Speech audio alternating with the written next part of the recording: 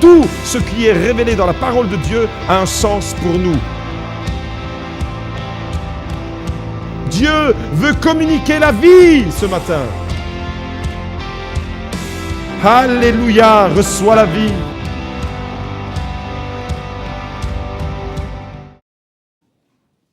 Le message de Noël ce matin se décline en un verset, Éphésiens chapitre 1, verset 3. Béni soit le Dieu et Père de notre Seigneur Jésus-Christ qui nous a bénis de toute bénédiction spirituelle dans les lieux célestes en Christ. C'est avec cette promesse, cette victoire que nous allons bénir Dieu, que nous allons entrer dans la réalité de Dieu, que nous allons vivre le message de Noël. Nous sommes déjà bénis dans le monde spirituel en Christ. Et la réalité du message, c'est que la bénédiction qui existe dans le monde spirituel, eh bien, elle va rejoindre notre vie ce matin. Nous sommes déjà bénis en Christ dans le monde spirituel. Ce matin, j'aimerais m'adresser tout particulièrement à ceux qui veulent poursuivre leur croissance spirituelle. Est-ce qu'il y a des personnes qui veulent encore poursuivre leur croissance spirituelle? Alors le message vous concerne. J'aimerais m'adresser également à tous ceux pour qui peut-être vous aviez des projets en 2015 et les projets de 2015 ont été partiellement réalisés ou peut-être pas du tout. Vous aviez des projets et vos projets n'ont pas abouti. J'aimerais m'adresser à vous en particulier ce matin. J'aimerais m'adresser à tous ceux peut-être pour qui l'année 2015 n'a pas été à la hauteur de vos attentes, de leurs attentes. Vous avez travaillé, vous avez œuvré, vous êtes dépensé en énergie et vous n'avez pas été récompensé de vos efforts. Vous avez espéré et vous n'avez pas obtenu ce que vous espériez. Et peut-être qu'il y a du découragement en vous, vous avez connu l'épreuve. Certaines familles au milieu de nous en 2015 ont été lourdement éprouvées. Vous avez connu le deuil, connu la maladie. Au moment où je vous parle, il y a encore des personnes qui sont hospitalisées de la communauté. Et le réveillon de Noël n'a pas changé avec une baguette magique la réalité. Et peut-être que c'est avec cette réalité-là que vous êtes en train d'affronter les derniers jours de l'année 2015 et vous vous préparez à entrer dans la nouvelle année 2016. Vous avez rencontré des difficultés en 2015. Vous êtes peut-être découragé et vous vous dites, mais que reste-t-il des bons vœux? Les bons vœux que j'ai reçus, que j'ai donnés peut-être le 1er janvier 2015, il y a près d'un an. Qu'en reste-t-il de ces bons vœux, de ces bonnes paroles que l'on s'envoie par SMS, par email, par message, par carte postale, pardon? Que reste-t-il de tous ces vœux? 2015 vous a peut-être laissé quelques déceptions. Et c'est ça la réalité. Le réveillon de Noël avec son chic n'a pas solutionné tous les problèmes. Vous avez connu des déceptions peut-être dans le domaine professionnel, peut-être même le domaine familial. Vous n'avez pas atteint vos objectifs. Et vous êtes découragé peut-être à cause de cela. Vous n'avez pas atteint la cible. Vous n'avez pas été béni comme vous l'espériez. Vous espériez plus et vous n'avez pas obtenu. Vous avez peut-être échoué même. Vous avez échoué dans un, voire même dans plusieurs projets. Et vous vous dites alors, mais y aura-t-il vraiment du changement en 2016? Est-ce raisonnable d'espérer encore du changement pour 2016? N'est-ce pas plus raisonnable? N'est-ce pas plus facile d'être résigné? N'est-ce pas plus sûr de mener sa vie comme un opportuniste, comme un fataliste, quelque part en laissant venir les choses, sans rien programmer, sans rien espérer? La réponse est non. La réponse est non.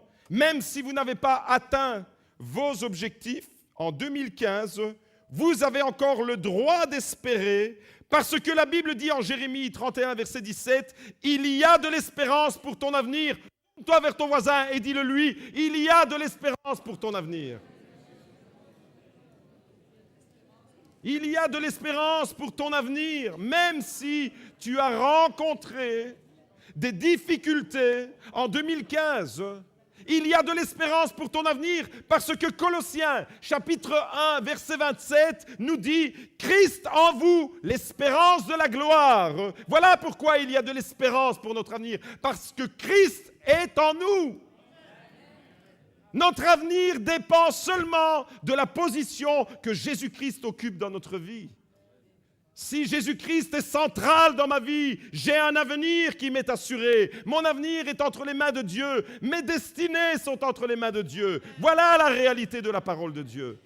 Même si 2015 ne m'a pas donné une pleine satisfaction, vous avez fixé certains objectifs que vous n'avez peut-être pas atteints. Et vous êtes découragé. Ce matin, il y a un message pour vous. J'aimerais vous encourager. Et peut-être que 2015 pour toi représente une année où tu as entrepris des initiatives, mais tu n'as pas obtenu ce que tu espérais. Et ton cœur est quelque part attristé. Et la Bible, avec beaucoup de réalisme, nous dit que lorsque nous n'atteignons pas nos objectifs, nous sommes découragés. L'espoir différé, nous dit le livre des Proverbes 13, verset 12, l'espoir différé rend le cœur malade, mais un désir qui aboutit est un arbre de vie. Lorsque nous n'atteignons pas nos objectifs, les déceptions que nous rencontrons dans notre vie, et peut-être que tu en as plusieurs à comptabiliser, l'année 2015 n'a peut-être pas été très glorieuse pour toi, et je voudrais t'encourager ce matin. Les déceptions peuvent rendre le cœur malade, les projets non aboutis, les cibles non atteintes peuvent rendre le cœur malade. Abandonner en pleine course peut rendre le cœur malade. Et la Bible raconte l'histoire d'un homme qui était à 2 doigts d'abandonner. Et ce matin, j'aimerais qu'on puisse la découvrir ensemble, cette histoire. En Genèse chapitre 26, c'est l'histoire d'Isaac que nous lisons. Genèse chapitre 26, verset 1, qui nous dit « Il y eut une famine dans le pays, outre la première famine qui eut lieu du temps d'Abraham. Et Isaac alla vers Abimelech, roi des Philistins, à Guérar. L'Éternel lui apparut et dit, « Ne descends pas en Égypte, demeure dans le pays que je te dirai. Séjourne dans ce pays-ci. Je serai avec toi et je te bénirai. Car je donnerai toutes ces contrées à toi et à ta postérité, et je tiendrai le serment que j'ai fait à Abraham, ton père. Je multiplierai ta postérité comme les étoiles du ciel. Je donnerai à ta postérité toutes ces contrées et toutes les nations de la terre seront bénies en ta postérité parce qu'Abraham a obéi à ma voix et qu'il a observé mes ordres, mes commandements, mes statuts et mes lois. Et Isaac resta à Guérar. Amen. Le verset 1 nous dit que dans la terre promise, il y a une famine. Dieu vous a promis quelque chose et vous êtes confrontés à des difficultés. Il y a une famine dans le pays de la promesse. Il y a des difficultés. Isaac se retrouve comme un guépard qui n'a pas atteint sa cible, qui n'a pas atteint son objectif. Comment, Seigneur, tu me mets dans une terre que tu définis comme étant une terre promise? Tu as fait une promesse à mon père, une promesse de bénédiction. Et maintenant, je rencontre des difficultés. Entre le verset 1 et le verset 6, qui nous dit qu'Isaac est resté dans le pays, entre les deux, il y a la promesse de Dieu. Entre les deux, il y a l'encouragement de Dieu, l'exhortation qui lui dit « Ne descends pas en Égypte, malgré les difficultés que tu rencontres. » Ne descends pas en Égypte. Ça veut dire que Dieu avait encore des projets de bénédiction pour Isaac. Malgré tes difficultés, celles que tu traverses encore en ce moment, malgré les difficultés que tu as connues en 2015, ne te décourage pas parce que j'ai encore des projets de bénédiction pour toi. C'est ça le message pour nous ce matin. Malgré la famine qui sévit, Dieu a encore un langage d'abondance et de bénédiction. Pourtant, Isaac ne voit plus que la sécheresse. Il voit la famine, il voit l'épreuve, il voit les difficultés. Mais Dieu, lui, a encore un langage d'abondance. Devant nos problèmes, Dieu a encore et toujours un langage d'abondance. Il dira, je multiplierai, je donnerai, je bénirai, je serai avec toi. Ça, c'est le langage de Dieu. C'est toujours un langage d'abondance, même lorsque nous sommes dans les difficultés. Et si en 2015, comme Isaac, tu as traversé une année de famine ou de sécheresse ou d'épreuves, de difficultés, tu n'as pas atteint tes objectifs, tu as couru après un objectif, mais tu ne l'as pas réalisé. Laisse-moi te dire de la part de Dieu qu'il y a encore un avenir, il y a encore des promesses d'espérance pour toi. C'est le langage de Dieu. Dieu utilise toujours un langage de bénédiction, même lorsque nous traversons des moments de difficulté. Et nous allons réfléchir à la position d'Isaac ce matin. Isaac doit faire deux choses pour entrer dans cette abondance dont Dieu parle. Isaac doit faire deux choses pour demeurer dans la bénédiction. Premièrement, Isaac ne doit pas descendre en Égypte. Ça veut dire quoi ? Ça veut tout simplement dire qu'Isaac ne doit pas prendre la fuite. Ça veut dire qu'Isaac ne doit pas prendre un chemin de facilité. Ça veut dire qu'Isaac doit rester. Et c'est la deuxième chose qu'il doit faire. Il doit demeurer dans le pays, ne pas fuir et demeurer dans le pays. Il doit s'attendre à l'intervention de Dieu dans ses difficultés. Il doit s'attendre dans l'intervention miraculeuse de Dieu. Il doit entrer dans le projet de Dieu. Il doit le porter, il doit le vivre, il doit l'expérimenter, il doit le cultiver, le projet de Dieu. Il doit porter littéralement la promesse de Dieu dans son cœur. Il doit travailler au projet de Dieu. Voilà, devant sa difficulté, ce que Dieu lui dit. Reste dans ta position. Et surtout, ne retourne pas en Égypte. Ne prends pas un chemin de facilité. Isaac était à deux doigts pourtant d'abandonner. Comme beaucoup de chrétiens, parce qu'ils traversent des moments de difficulté, sont souvent à deux doigts d'abandonner, deux doigts de lâcher prise. Isaac est en train de commettre la même erreur que son père Abraham. Il est en train de se diriger vers l'Égypte et Dieu lui dit « Non, surtout ne fais pas ça ».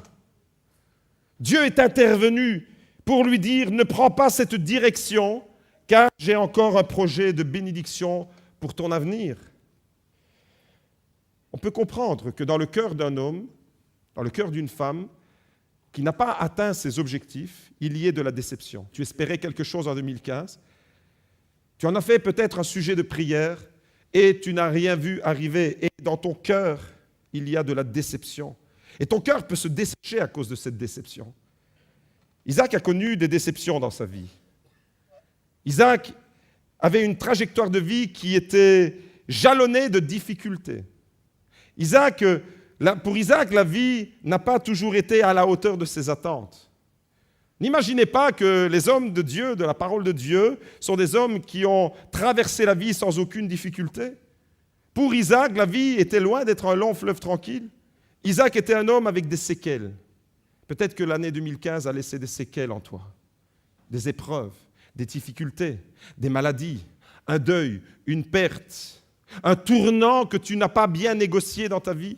Ta vie est en train de prendre une orientation. En 2015, ta vie a pris peut-être une orientation que tu n'as pas saisie. Et voyez-vous, Isaac est un homme qui est rempli de séquelles, comme sa femme Rebecca. Un survol de la vie de ce couple. À l'âge de 40 ans, Isaac s'est marié avec Rebecca. Rebecca était stérile. Premier problème. Il se marie, la femme est stérile. Quand on a reçu une promesse d'une descendance nombreuse, quand on a reçu une promesse comme Abraham a reçu une promesse glorieuse, je bénirai ta postérité et je la rendrai aussi nombreuse que les étoiles du ciel. Quand vous avez reçu une promesse aussi glorieuse que vous vous mariez et que votre femme est stérile, eh bien, vous remettez en question même la promesse de Dieu peut-être. Parce que vous ne voyez rien arriver. À 40 ans, Rebecca est stérile. Et il a fallu attendre 20 ans avant qu'ils n'aient leurs deux enfants, Ésaü et Jacob. Pendant 20 années, Isaac et Rebecca ont dû prier, ont dû lutter, ont dû se poser des questions, ont dû remettre, s'ils avaient la Bible, ils ont remis la Bible dans tous les sens pour comprendre ce que Dieu était en train de faire. Mais pendant 20 ans, ils n'avaient pas de réponse. La Bible dit que Dieu a entendu la supplication d'Isaac, mais il a fallu attendre 20 ans. 20 ans peut-être de galère, 20 ans de difficultés, 20 ans de remise en question. À l'âge de 60 ans, ils vont devenir parents. Et voyez-vous, quand les deux garçons vont naître, Ésaü et Jacob, ce n'étaient pas des enfants de cœur. Ce n'est pas qu'ils ont eu que des joies avec Ésaü et Jacob. Ésaü, lui, il avait un problème. En grandissant, déjà dans le ventre de leur mère, de Rebecca, il y avait une rivalité entre les deux frères. Et en grandissant, les parents ont observé ces deux garçons et il y avait une rivalité, comme il y en a beaucoup dans les familles. On est loin d'être dans le cadre d'une famille parfaite. En tant que chrétien, on a souvent tendance à idéaliser les familles. Mais là, on est loin d'être dans une famille parfaite. On est presque même dans une famille dysfonctionnelle, comme il y en a beaucoup autour de nous. Et peut-être que nous faisons partie de ces familles dysfonctionnelles. De la rivalité entre frères, de la rivalité entre sœurs. En grandissant, Ésaü avait un problème. Il était attiré par les femmes. Il était attiré par les femmes cananéennes. Pas par les femmes qui adoraient le Dieu d'Abraham. Il était attiré par des femmes païennes, par des femmes cananéennes. Et cela a causé beaucoup de chagrin à la maman, à tel point qu'un jour, Rebecca va dire, par rapport au mauvais choix de son fils, par rapport aux femmes qui étaient en train de prendre une orientation de travers, Rebecca dira un jour, « Je suis dégoûtée de la vie. » C'est une matriarche d'Israël qui dit, « Je suis dégoûtée de la vie. » À cause des mauvais choix de son fils. Et plus tard, quand il sera vieux, Isaac sera même trompé par son fils Jacob. Voyez, le cadre familial, il est loin d'être idéal. Isaac avait toutes les raisons du monde d'être déçu. Mais Dieu avait encore des projets. Dieu avait encore des projets pour Isaac. Comme Dieu a encore des projets pour toi, je vous invite à découvrir la suite du récit à partir du verset 12. Verset 12 nous dit qu'Isaac sema dans ce pays et il récolta cette année le centuple car l'Éternel le bénit. Cet homme devint riche et il alla en s'enrichissant de plus en plus jusqu'à ce qu'il devienne fort riche. L'obéissance, mes amis, finit toujours par payer. Quand Isaac reçoit la parole de Dieu de rester dans le pays, c'est l'épreuve, c'est la famine. C'est une année où il n'avait pas atteint ses objectifs. Vous savez, tous les 31 décembre ou tous les 1er janvier, on prend des bonnes résolutions, on souhaite le meilleur, on se dit, cette année-ci, ce sera une année de victoire, ce sera une année de régime. Ce sera une année de mise en forme. Que reste-t-il le 31 janvier de toutes nos bonnes résolutions? Et pour Isaac, mes amis, eh bien, cette année-là, c'était une année difficile. Mais parce qu'il est resté dans l'obéissance, parce qu'il est resté là où Dieu l'a appelé, la Bible nous dit qu'il a été béni au centuple. Il a semé, et cette année-là, il a récolté au centuple de ce qu'il avait semé. Ça, c'est les lois mathématiques du royaume de Dieu. Tu restes dans l'obéissance et Dieu te bénit 100 fois plus. Isaac est entré, autrement dit, dans un cycle de bénédiction. Il ne s'est pas contenté d'être béni ponctuellement. Isaac est entré dans un cycle de bénédiction. Un cycle de bénédiction, c'est quoi? Obéissance, semaille, récolte, bénédiction. Obéissance, semaille, récolte, bénédiction. Et ainsi de suite. Et ainsi, Isaac est entré littéralement dans un processus. Ce n'est pas une bénédiction ponctuelle qu'il a reçue. Il est entré dans un processus de bénédiction. C'est ce que je vous souhaite pour l'année 2016. Que vous puissiez entrer dans un processus de bénédiction. Il va comprendre le mécanisme de la bénédiction. Il va comprendre les principes même de la bénédiction divine. Isaac est entré dans un processus de croissance et de prospérité spirituelle. Mais il va découvrir également que la croissance et la prospérité spirituelle prend du temps. Ce n'est pas un coup de baguette magique Vous êtes dans les difficultés et puis avec un coup de baguette magique, tout s'arrange. Ce n'est pas comme ça que Dieu règle nos problèmes. Il va nous faire entrer dans un processus où il va intervenir avec notre collaboration. Dieu va œuvrer dans notre vie à travers ce que nous allons entreprendre aussi. Et entre les semailles, le moment où Isaac va mettre les graines en terre et le moment de la récolte, il y a un temps qui s'est écoulé. C'est un temps où la patience d'Isaac a été éprouvée encore. Malgré la famine, Isaac savait que Dieu allait le bénir et il a agi en conséquence. Malgré les difficultés que tu rencontres peut-être, que tu as rencontrées, la parole de Dieu te dit « Reste fidèle, je te bénirai ». Et Isaac va devenir un modèle pour nous. Isaac a travaillé. Il a préparé le terrain. Et une fois que le terrain était préparé, il a semé. Et quand il a semé, c'est seulement après qu'il a dû attendre et récolter. Il y a la préparation, il y a la phase de semailles, il y a la phase de l'attente et il y a la phase de la récolte. Je suis un très mauvais jardinier. À la maison, c'est Magda qui a la main verte. Mais j'aimerais vous laisser une leçon de jardinage ce matin. Dans la nature, par exemple, il n'y a aucune plante qui grandit de la même manière. Il n'y a aucune plante qui se développe de la même façon, qui atteint la même taille. Toutes les plantes sont différentes. Le modèle de chaque plante est unique, autrement dit. Et il y a une plante que j'aime beaucoup, que j'ai déjà pris en exemple, c'est la plante du bambou. Le bambou est une plante des plus fascinantes. Si par exemple vous plantez une plante de bambou dans la terre, il se peut que vous attendiez 1 an et vous ne voyez rien arriver. 2 ans, 3 ans, 4 ans, rien n'arriver.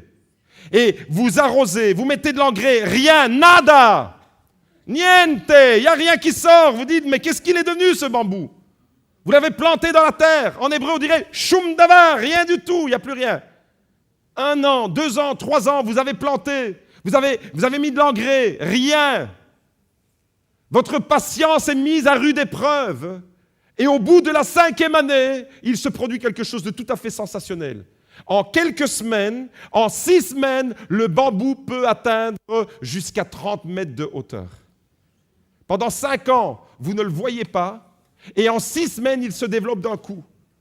La loi du royaume de Dieu, vous ne voyez pas vos efforts. Vous êtes peut-être dans la galère en ce moment. Vous avez traversé un temps de fête, un temps de Noël avec des larmes.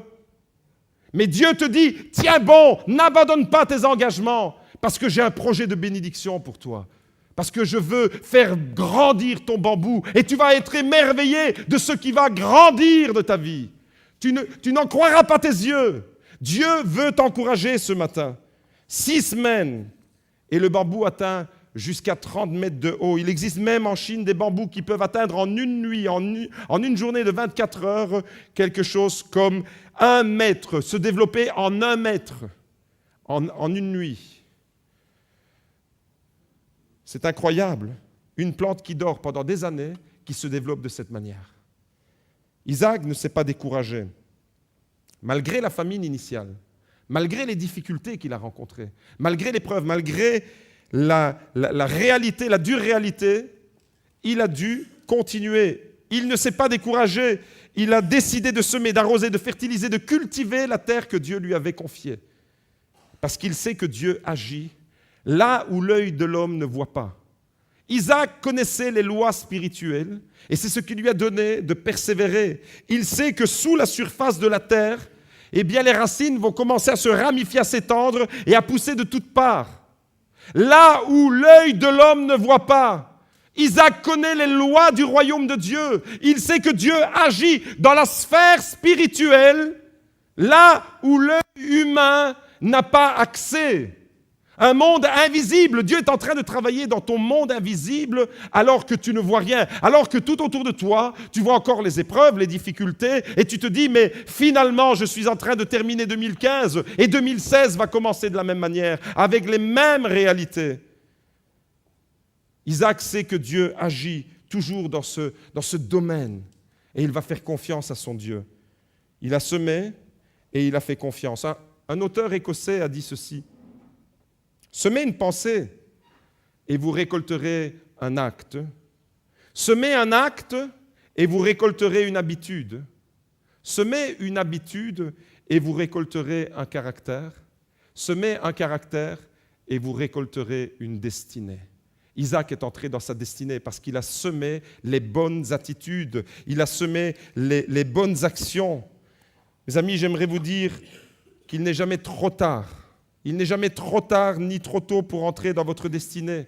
Et si en 2015, vous n'avez pas atteint votre objectif, si en 2015, vous avez peut-être échoué dans certains projets, vous dites, mais j'ai échoué avec mes enfants, j'ai échoué tel projet, j'ai échoué au niveau professionnel, j'ai échoué même au niveau spirituel, j'ai échoué. Si 2015 n'a pas été à la hauteur de vos attentes, tentez encore votre chance en 2016. Changez peut-être votre stratégie, poursuivez votre objectif, croyez encore dans le projet de Dieu. Comme le guépard, comme la gazelle, comme Isaac, n'abandonnez jamais. C'est ça le message de l'Évangile. C'est un message d'espoir qui nous dit, tiens bon, même quand tu traverses des difficultés. Tiens bon, mon frère, même si dans ton couple, tu vois la famine. Je ne sais pas quelles sont les famines que vous traversez. Isaac a connu une famine terrible qui a failli le déporter en dehors du pays de la promesse. Et les difficultés que tu rencontres ce matin, peut-être aujourd'hui, sont des difficultés que l'ennemi voudrait utiliser pour te faire sortir du projet de Dieu.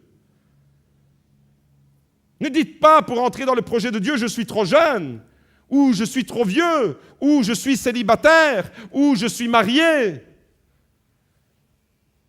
Quand ils sont jeunes, ils disent, quand je serai marié, j'aurai plus de temps pour Dieu et pour l'Église. Une fois mariés, ils disent, maintenant je suis marié, j'ai moins de temps parce que je dois m'occuper de madame. Après quelques années, il y a les enfants qui arrivent. Maintenant, j'ai encore moins de temps parce qu'on doit s'occuper des enfants. Puis les enfants grandissent. Et maintenant, je dois m'occuper de la grand-mère et du grand-père, de la fille, du fils, des petits-enfants. Ne mettez pas en avant toutes ces excuses pour ne pas entrer dans le projet de Dieu. Toutes ces excuses vous empêcheront d'entrer pleinement dans le projet de Dieu. Au XIXe siècle, l'écrivain George Eliot disait « Il n'est jamais trop tard pour être qui tu aurais pu être. Il n'est jamais trop tard. » Atteindre les objectifs de Dieu, ce n'est pas une question d'âge, autrement dit. Ce n'est pas une question de conditions humaines non plus. Atteindre les objectifs avec Dieu, c'est toujours une question de foi, de confiance et de détermination.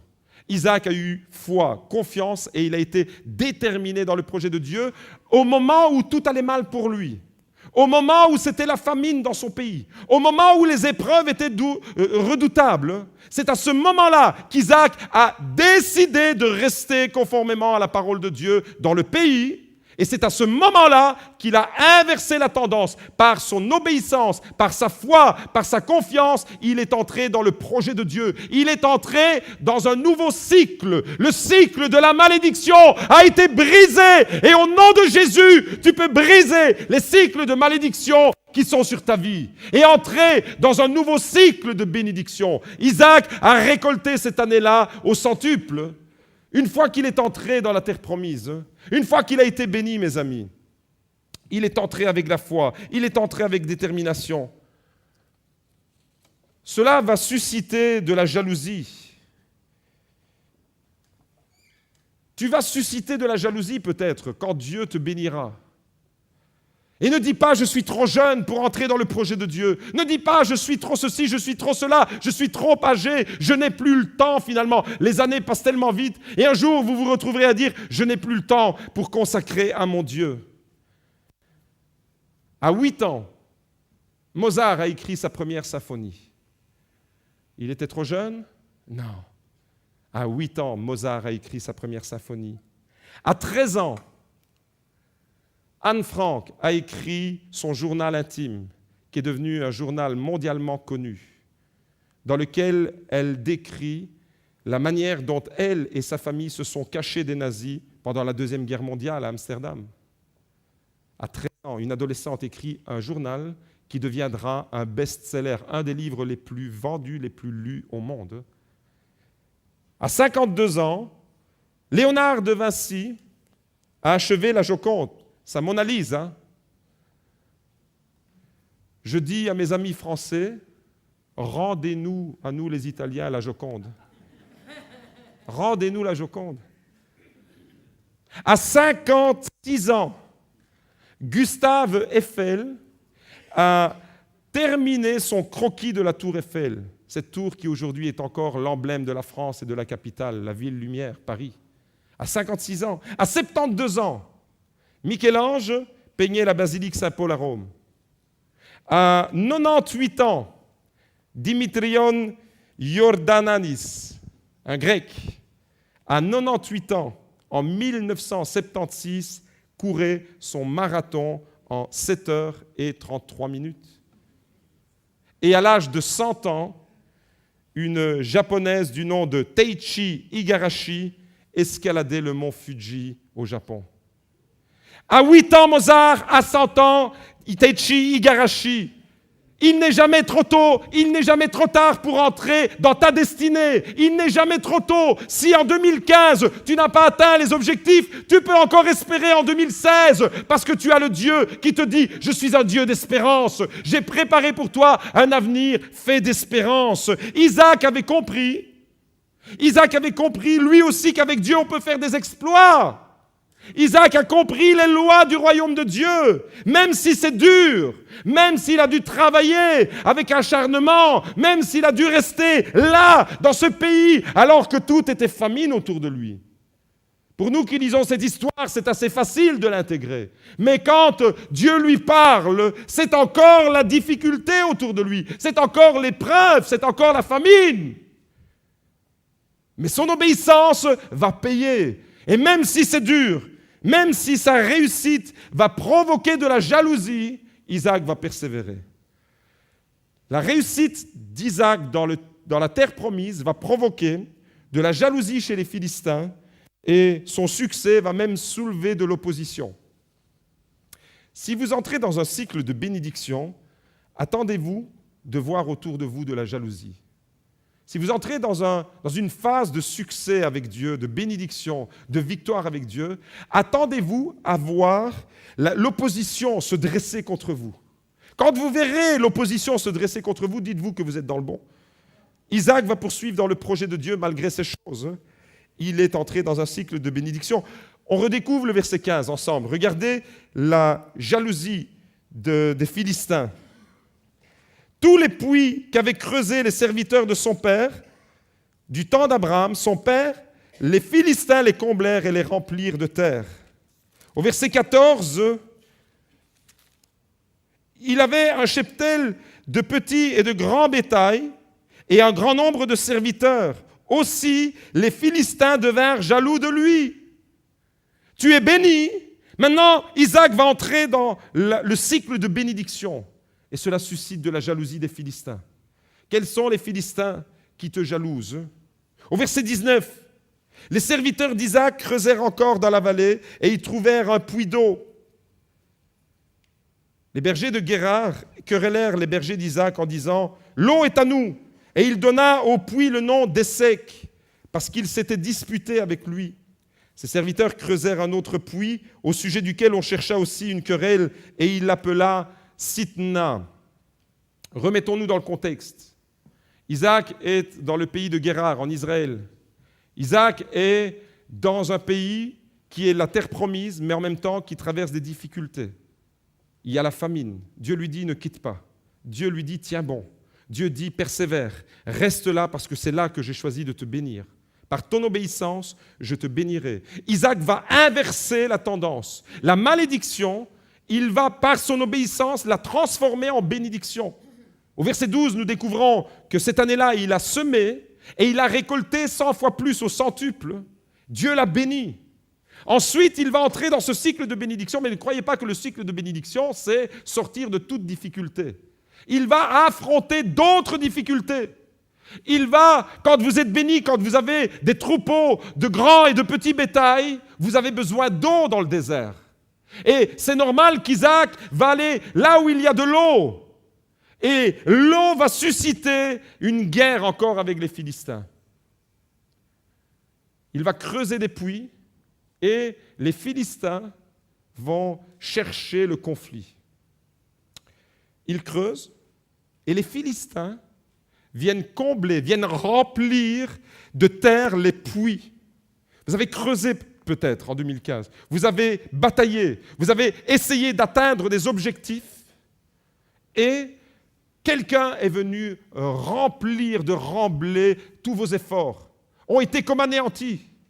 Isaac aurait pu dire, je me décourage maintenant, je suis entré dans un nouveau processus, dans une nouvelle phase de bénédiction, et maintenant il y a une autre forme d'opposition.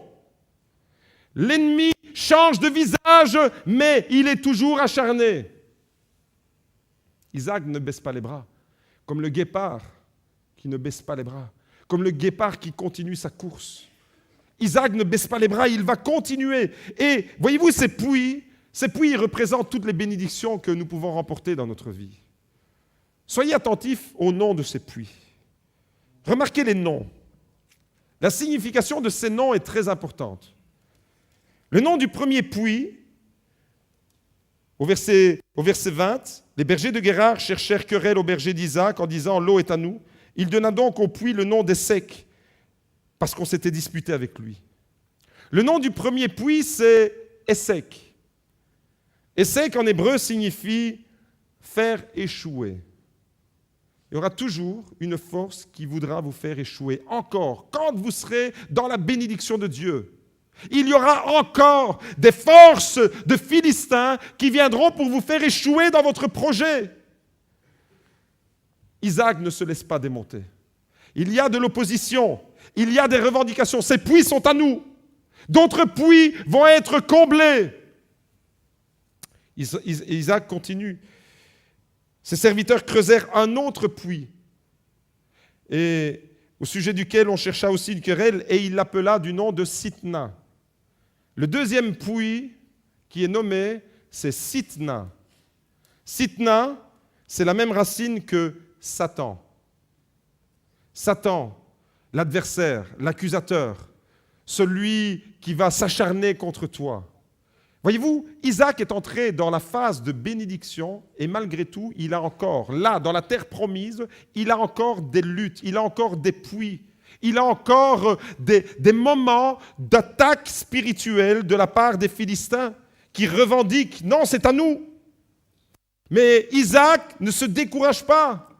Tout en restant dans le pays de la promesse, il va se déplacer et il va changer de stratégie. Comme le guépard qui a échoué une première fois, Isaac pourrait dire, mais cette fois-ci, j'ai encore échoué. J'ai creusé un puits et je ne peux pas en profiter.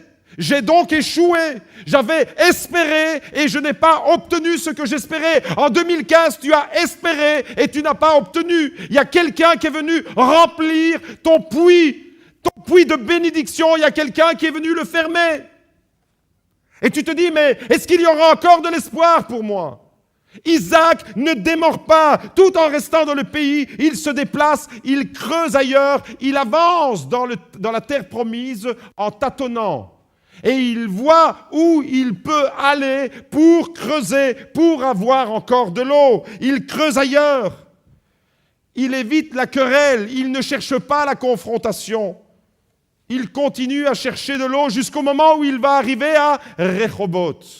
Un troisième puits. Et Rehoboth signifie en hébreu largeur, élargissement. Mon frère, ma sœur, continue à creuser, continue à espérer, continue à travailler dur jusqu'au moment où tu arriveras toi aussi à Rehoboth. Parce que Rehoboth n'est pas loin, il est à portée de main. Il est pour toi la promesse que Dieu veut te mettre au large. Il veut te bénir. Ne t'arrête pas de creuser. Ne t'arrête pas de travailler. Ne te décourage pas si tu rencontres de la jalousie ou de l'opposition. En 2015, tu as rencontré une épreuve. Tu as connu Essek. Tu as connu Sitna. Mais laisse-moi te dire, tiens bon parce que Rehoboth n'est pas loin. Tiens bon parce que la promesse de Dieu, elle est pour toi. Tiens bon parce que Dieu veut te mettre à l'aise. Tiens bon parce qu'il veut élargir ton espace. Tiens bon parce que tu as dans ton cœur celui qui te donne la victoire. Christ en toi, l'espérance de la gloire. Tiens bon parce que tu vas voir les changements s'opérer. Tiens bon parce qu'il y a encore de l'espérance pour ton avenir. Tiens bon, quel que soit ton âge, parce qu'il n'est jamais trop tard. Il n'est jamais trop tard pour espérer. Il n'est jamais trop tard pour entrer dans ta destinée. Il n'est jamais trop tard pour devenir ce que tu aurais pu être. Tu attends peut-être de grands changements en 2016. Laisse-moi te dire, en 2016, mon frère, ma sœur, n'attends pas des changements. Sois le changement. Sois le changement dans ta réalité. Sois le changement dans ta terre promise. Sois le changement face à tes puits. Sois le changement face à Essek. Sois le changement face à Sitna. Et laisse Dieu te conduire au puits Rehovot, là où il y aura de l'eau en abondance. Maintenant, verset 22, maintenant, dit Isaac, l'Éternel nous a mis au large et nous prospéreront dans le pays. Il y a une promesse de prospérité. Il y a une promesse comme Jean, l'apôtre, qui dit à Gaius dans la 3e épître de Jean, verset 2, « Bien-aimé, je souhaite que tu prospères à tous égards comme prospère l'état de ton âme. » Le verbe prospérer en grec, c'est « euodomai », qui signifie faire un bon voyage. Eh bien, mes amis, je vous souhaite de faire un bon voyage en 2016 jusqu'au moment où vous allez atteindre vos puits Rehovot avec la bénédiction du Tout-Puissant. Amen. Alléluia. Tout ce qui est révélé dans la parole de Dieu a un sens pour nous. Dieu veut communiquer la vie ce matin. Alléluia, reçois la vie.